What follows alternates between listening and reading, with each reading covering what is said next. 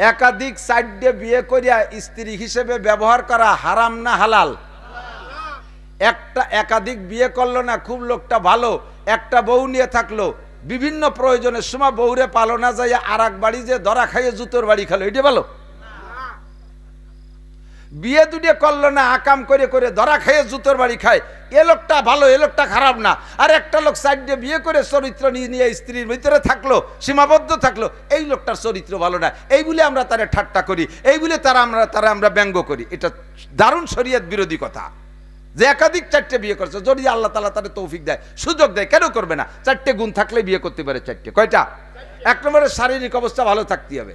খেয়াল করেন, শারীরিক অবস্থা মানে মোটা সোটা এরকম ভিডিও বুড়ো না, অনেক মোটাকে কিছুই নাই, কি নাই তা ক্ষতি গেলাম না, কিন্তু শারীরিক অবস্থা ভালো আছে। এক নম্বর, কিছুক্ষণ বসে থাকার পরে উঠে দাঁড়াইছে, সোহে গনো টিবরি মারে, আমি নূর দেখতেছি, সোহে জুনি জলে উনি নূর দেহে, তোমার আড়েরও মগজ হয়ে গেছে, তুমি দুই বিয়ে না, তাড়াতাড়ি তুমি কাজু বাদাম খাও বাঁচতে চাও যদি। এক নম্বরে শারীরিক অবস্থা ভালো থাকতে হবে। দুই নম্বরে ইনকাম সোর্স ভালো থাকতে হবে। বউ পালা হাতি পালার চাইতে কঠিন, ইদানিংকালে আরো বিপদ। আমাদের ছোটবেলায় আমার মা বলতো, বাবা বউ পালা হাতি পালার চাইতে কঠিন। আর এখন তো দেখি মাশাআল্লাহ, স্বামীতে ভ্যান চালায়, বউরে 2800 3000 টাকা দামে 3 পিস কিনে না দিলে উনি পড়তে রাজি না। সোনো প্রসাদনী ইত্যাদি তো আছেই আছে, কত কঠিন। আমাকে মা চাষিরা আগে নাড়া কাটিয়ে জাল দিত, মুরব্বীরা কথা কর না কে, 8 10 সে লক্ষ্মী দিকে আর আমন দানের নাড়া এনে তুতেন না বাড়ি, তাই কাটিয়ে কাটিয়ে একটু করে তাই দিয়ে জাল দিত না। এর নাকি সে নাড়া কাটাকাটি আছে। আমাদের মা চাষিরা নিজেরা কুড়োল দিয়ে চলা ভাড়িয়ে রান্না করতো, আর এখন সব অটো হয়ে গেছে, মহিলা সব অলস। রাইস কুকারে ভাত হবে, প্রেসার কুকারে তরকারি হবে, গ্যাসের চুলে রান্না হবে, জামা খরিদ করে কারবার নাই। উঠোন লেপের ধান শুকানো লাগতো, এখন উঠোনও পাকা হয়ে গেছে। ঘর লেপা লাগতো কাঁচা ঘর, তা হয়ে গেছে পাকা। খেতা সেলাই ওরা লাগতো, তা 150 টাকা দামের কম্বল, 150 টাকা দামের কম্বল। সিজন আসলে ওরা ল্যাপ সেলাই ওরা লাগতো, তা পাওয়া গেছে দামি দামি কম্বল, আর সে ল্যাপের দোকানেতে ল্যাপ কিনে আনা যায়, ঠিক কিনা? খেজুরি বাটি বুনোয় ব্যবহার করা লাগতো, 250 300 টাকা দামালি প্লাস্টিকের বাটি। কি লাগতেছে? কোনো কাজ আছে বিটিকে? ধান সেদ্ধ হয়ে খাইতে কষ্ট হবে, ধান বেশি ফেলাই দিয়ে চাল কিনে নিয়ে এসে অটো হয়ে গেছে সব, যার আগায় অজ্ঞ। আমি তো আর আসতেছি না, আজকে সারি যেতে পারলি।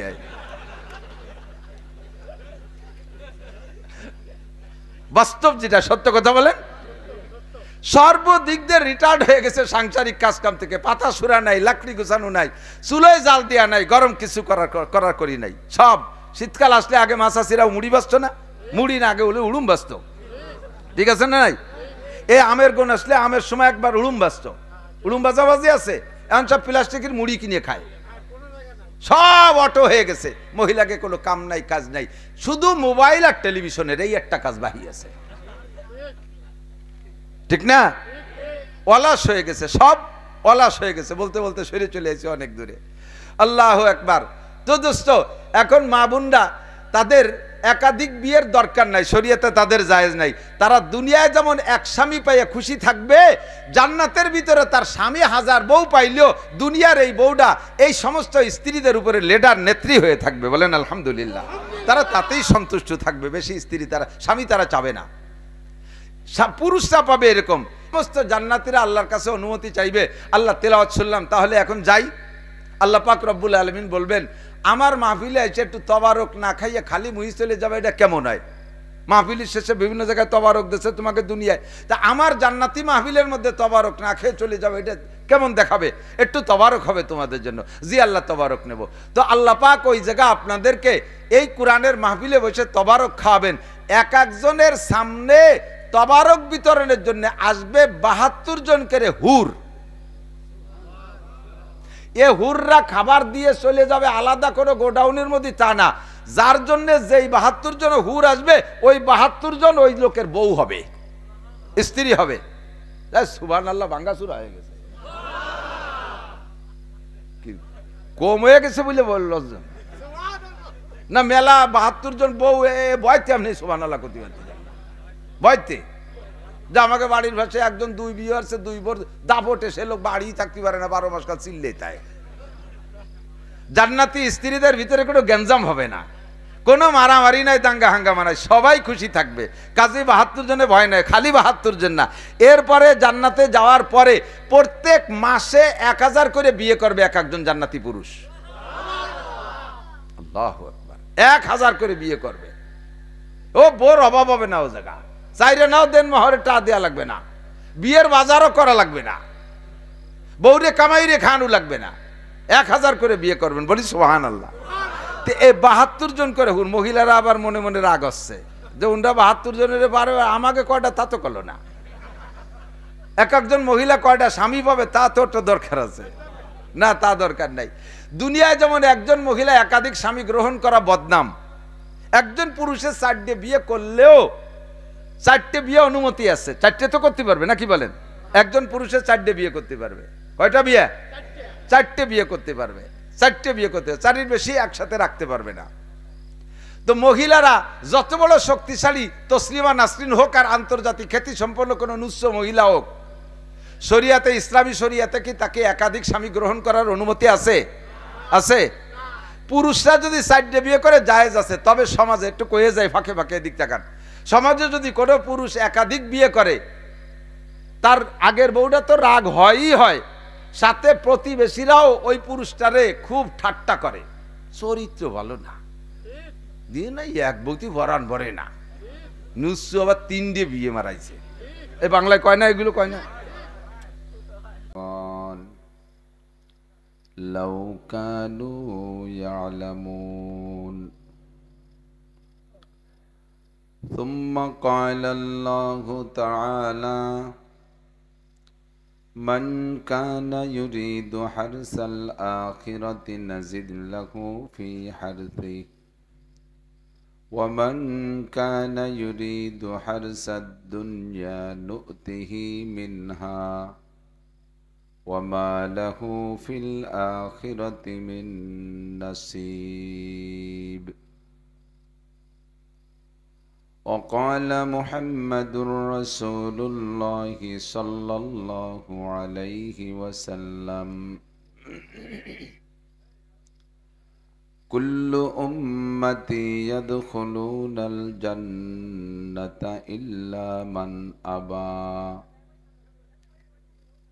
قيل ومن أبى يا رسول الله قال من أطاعني دخل الجنة ومن عصاني فقد أبى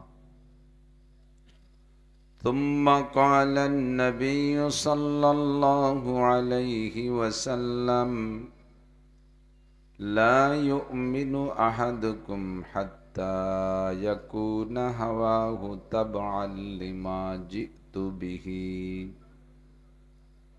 أو كما قال عليه الصلاة والسلام سبحانك لا علم لنا إلا ما علمتنا إنك أنت العليم الحكيم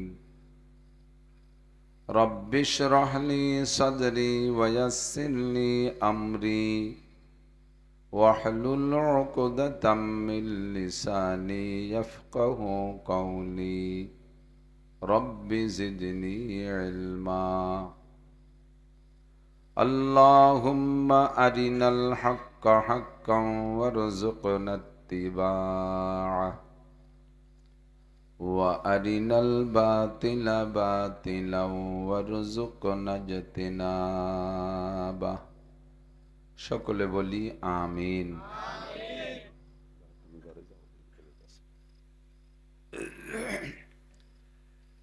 মোহাব্বতের সাথে হুজুর আলাইহিস সালাতু ওয়াস সালামের শানে সকলে একবার দুরুদে ইব্রাহিমি পড়ে নেই।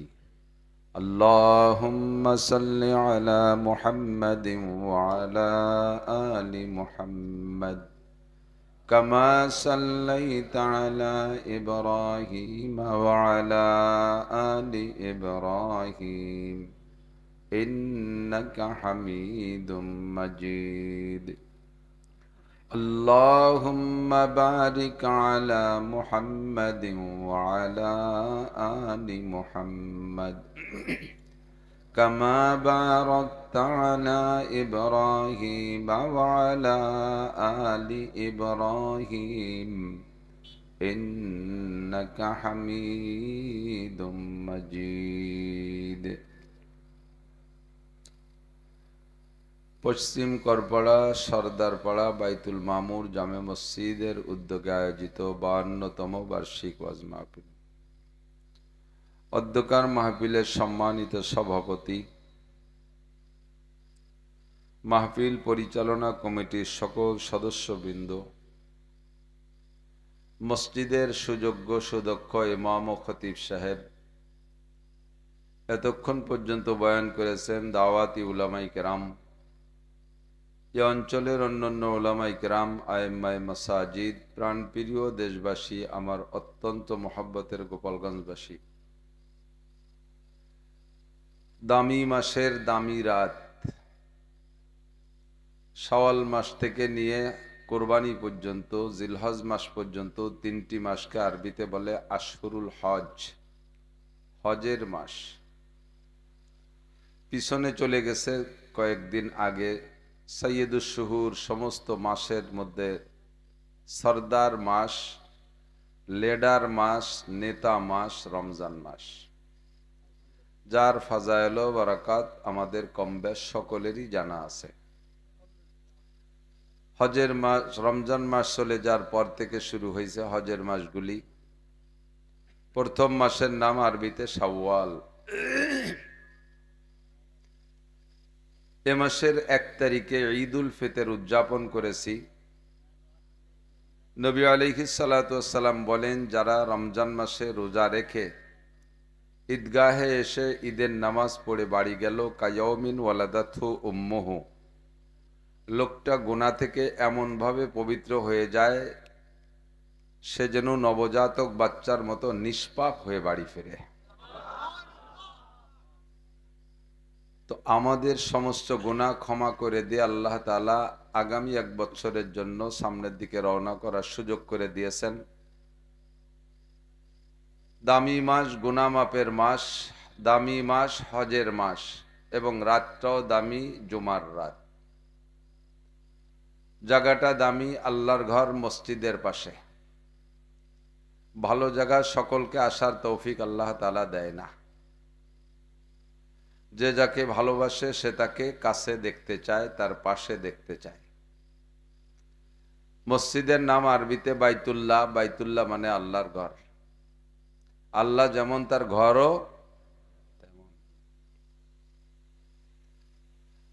তো কাজেই তার পাশে যারা, তার ভিতরে যারা আসতে পারে তারা আল্লাহ পাক রব্বুল আলামিনের খাস মেহমান।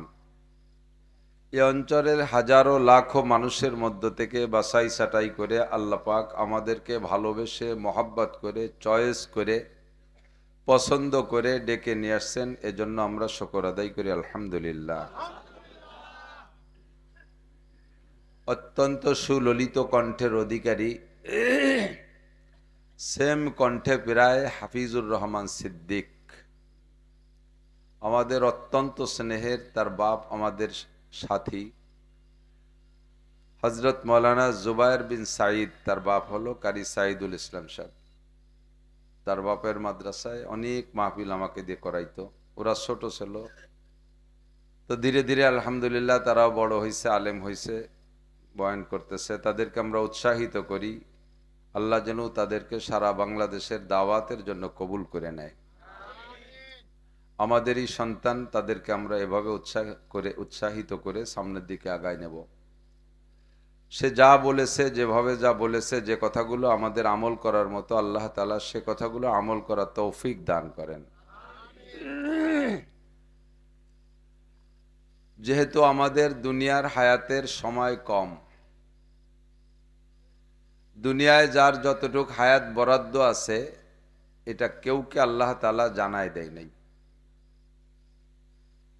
দুনিয়ার প্রযুক্তিতে কত মেশিন বানাচ্ছে, ইঞ্জিন বানাচ্ছে, AC, fridge, mobile, mic, camera, electronics যত আছে, অধিকাংশ পণ্যের সাথেই ইদানিং ওয়ারেন্টি কার্ড, গ্যারান্টি কার্ড দিয়ে দিচ্ছে।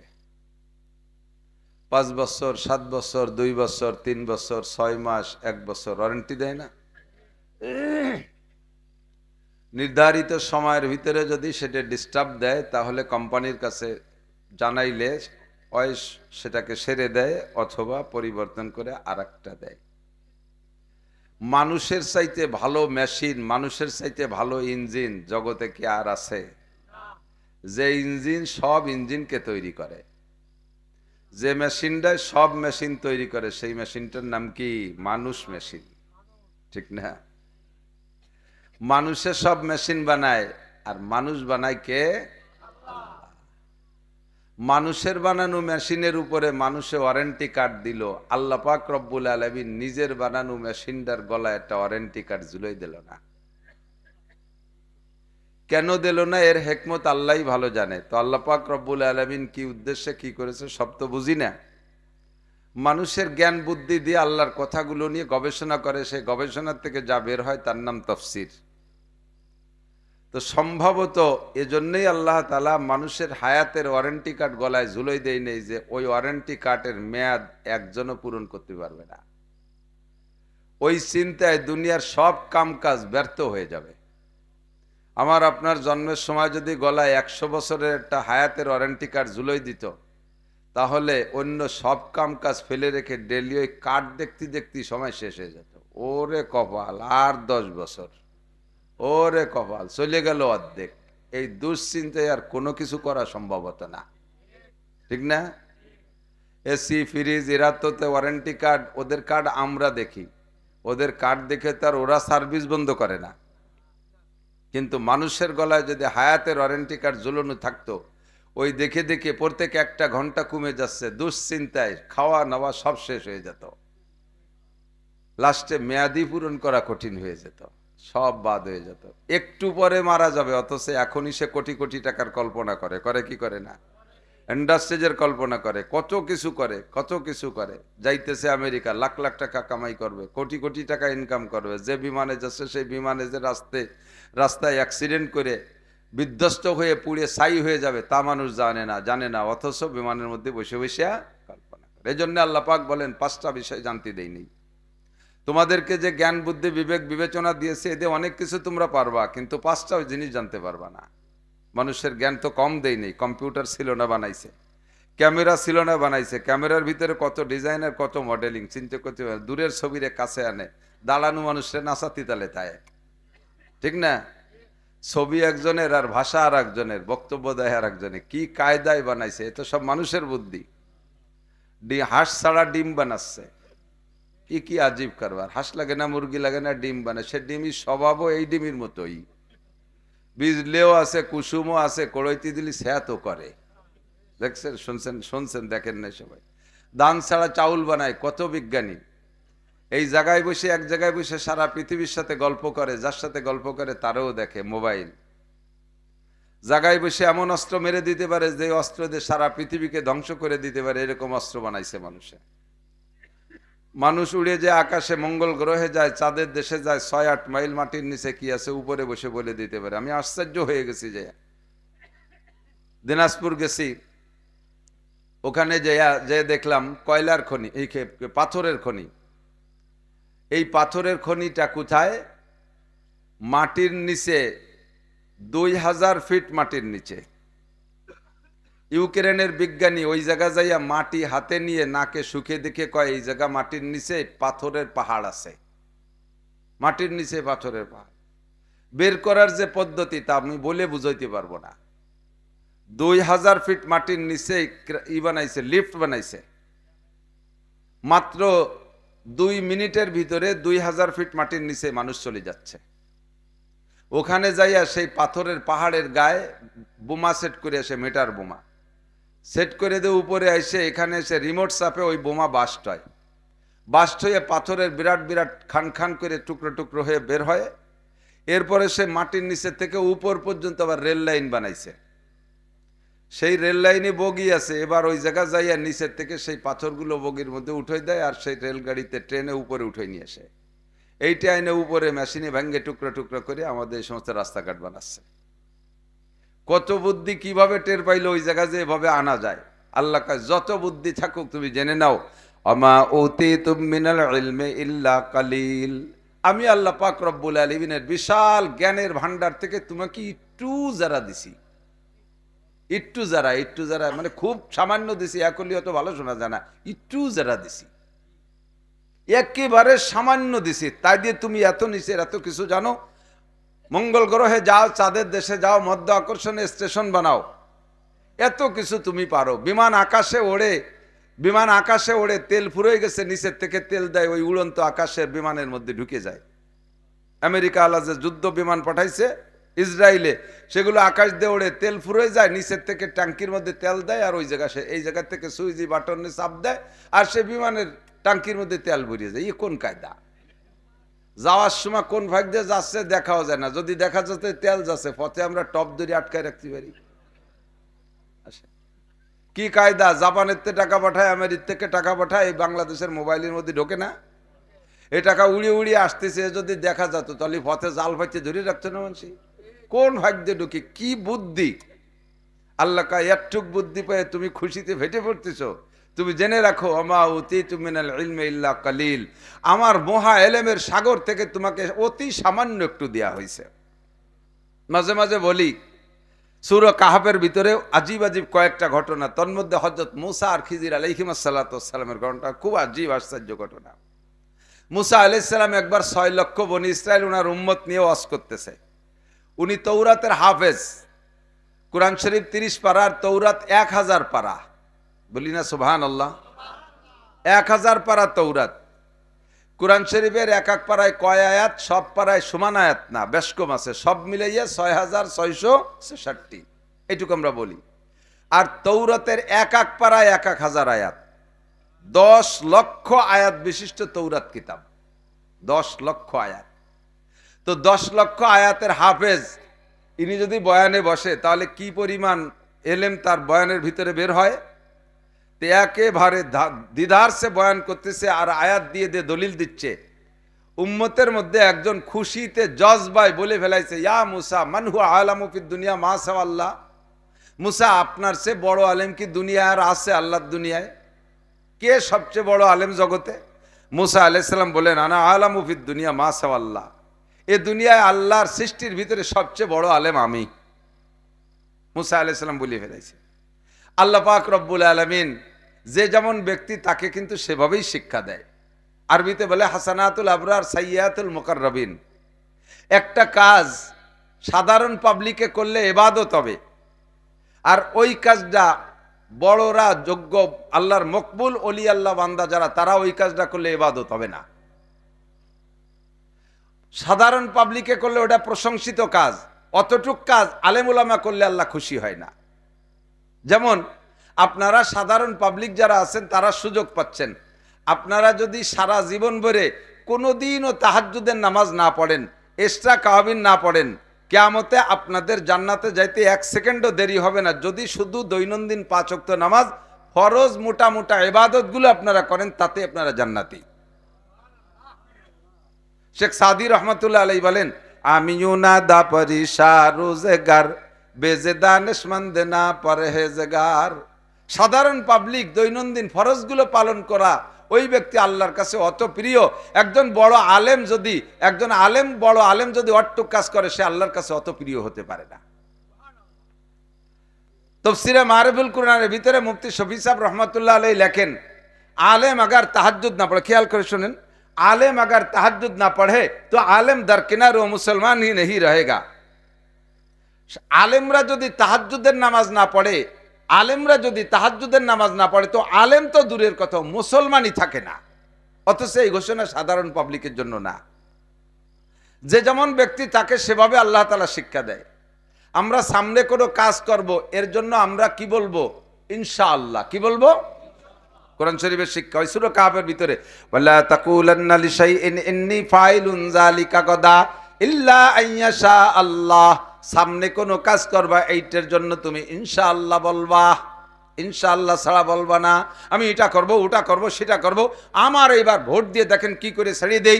আমরা রাস্তাঘাটে খাল বানায় দেবো, 12 মাস কাল নৌকো বেয়ে বেড়াবেন, আসমান ভেঙে জমিনে নামাবো, লাঠির মধ্যে মুগুর ভরবো, আমার পরিচয় গরিব দুঃখীর দরজায় পাবেন। একবারও ইনশাআল্লাহ কয় না, সব উনি করিয়ে দেয়, ঠিক না? লাস্টে ভোট দিছি, উনি যে জেলখানায় বসে দিছে। তো তুমি যা যা করবা তা কবে করবা? এবার জেলখানায় বসে কয় ইনশাআল্লাহ বের হলে করব। একজন গাই কিনবে, তা বউর সাথে মশারা করে কয় দোয়া গাই কিনে আনবো, সাড়াবিটির হাটে যাবে। আগে সাড়াবিটির হাটে যে মুরব্বীরা চেনে, যশোর যাইতে পারতো, সাড়াবিটির হাটেতে গাই কেনে। তো যাওয়ার সময় বৌতি করছে, বলো যে ইনশাআল্লাহ দোয়া গাই কিনবো। আরে আমার টাকায় যে আমি গাই কিনবো, তো ইনশাআল্লাহর কি আছে? কয় আটে বাজারে পকেট মার আছে। কয় টাকা যে জায়গা থুইছি পকেট মার কেন? ওর বাপও যাবে না সে জায়গা। নিচেই পড়ছি ফুল প্যান্ট, তার নিচে পড়ছি জাঙ্গিয়ে, তার উপরে পড়ছি লুঙ্গি। সে জাঙ্গিয়ের তল পকেটে তুইয়া স্যাপটিন দিয়ে আটকাই দিছি। ও জায়গা সরে আর দেবে কি রে? চোরের কাছে মারে ভাত আছে, টাকা কোন জায়গা চোরে জানে। গাই একটা দাম দর ঠিকঠাক করিয়া টাকা দেবে, এর ভিতরে হাতে দেয় যে গোবর মাহানো। ওই চোররা মাহাই দিছে। চোরে কাকা কাকা পকেটে হাত দিয়ে নাতে গোবর, আসেন দোয়াই দিই। 5-7 চোর একসাথে কলের দ্বারে নিয়ে একজনে কল চাপে, আর কয়জনে দুইজনে হাত দোয়, আর পিছন দিয়ে দুইজনে অপারেশন করে।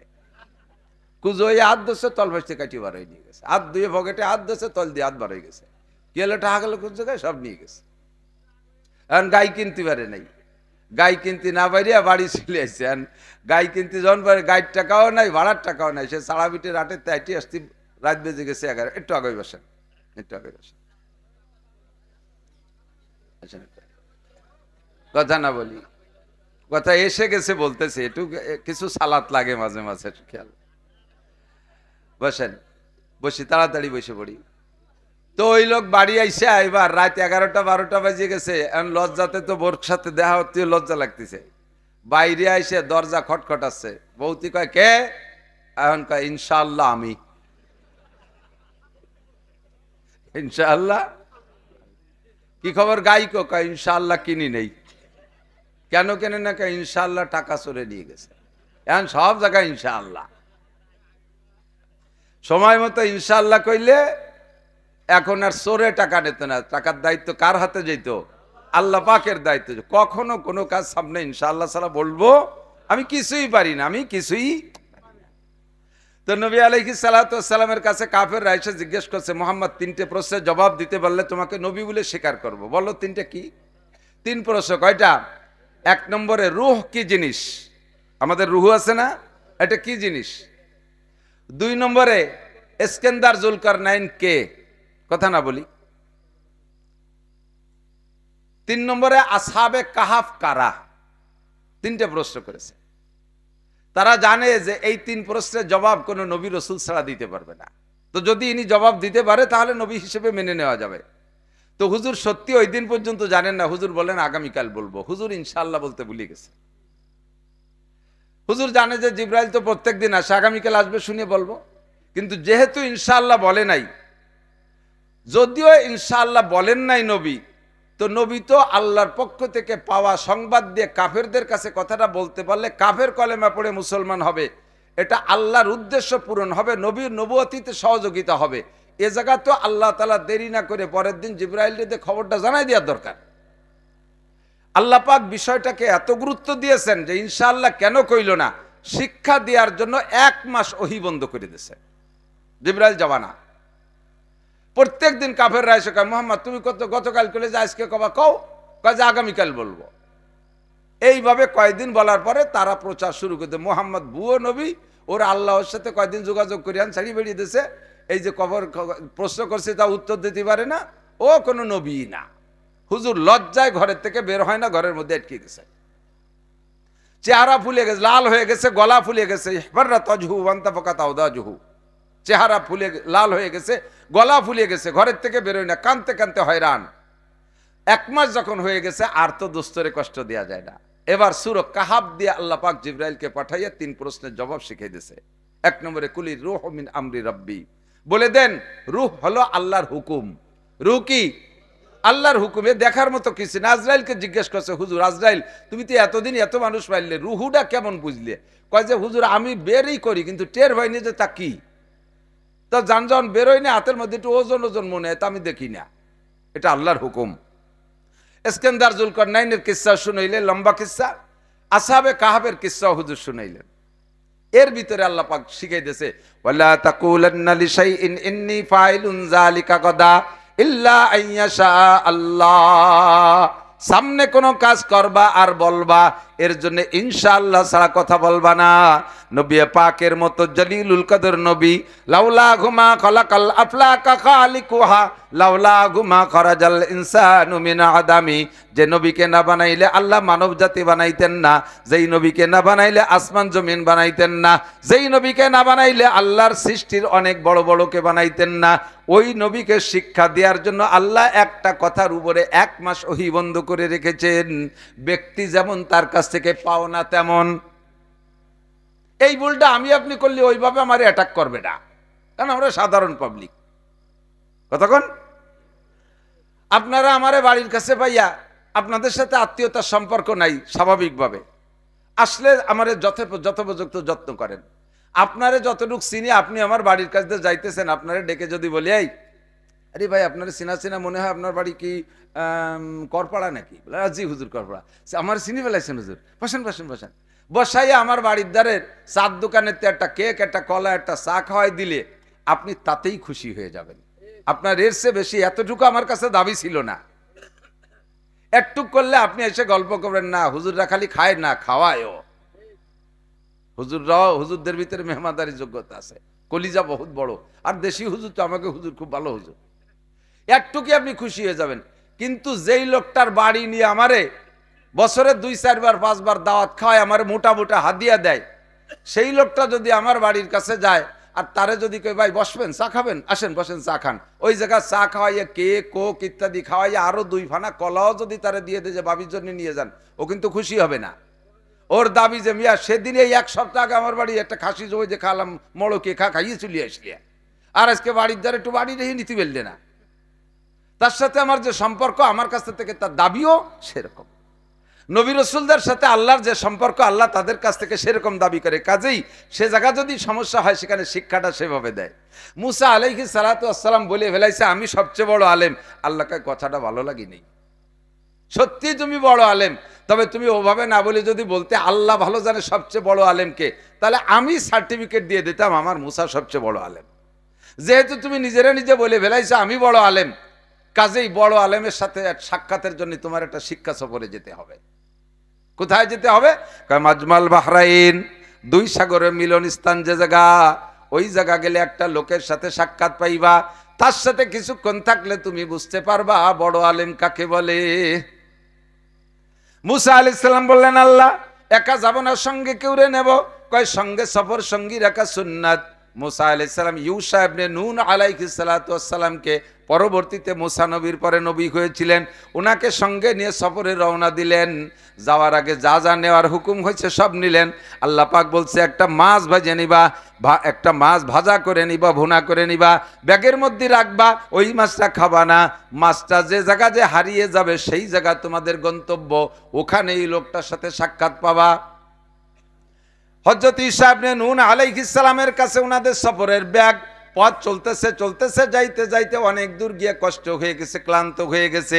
একটা পাথর পাইয়া ওখানে বেড বানায়া, বিছানা বানাইয়া, পাথর রে বালিশ বানায়া 2 জন শুয়ে পড়ছে, ঘুমায় গেছে। কিছুক্ষণ ঘুমায়া ঘুম থেকে উঠে এবার রওনা দিয়েছে, সামনের দিকে যাইতেছে। কত দূর যাওয়ার পরে মুসা আলাইহিস সালাম বলতেছেন, আয় ইউশা, ব্যাগে কি আছে বের করো, ক্ষুধা লাগছে খাই।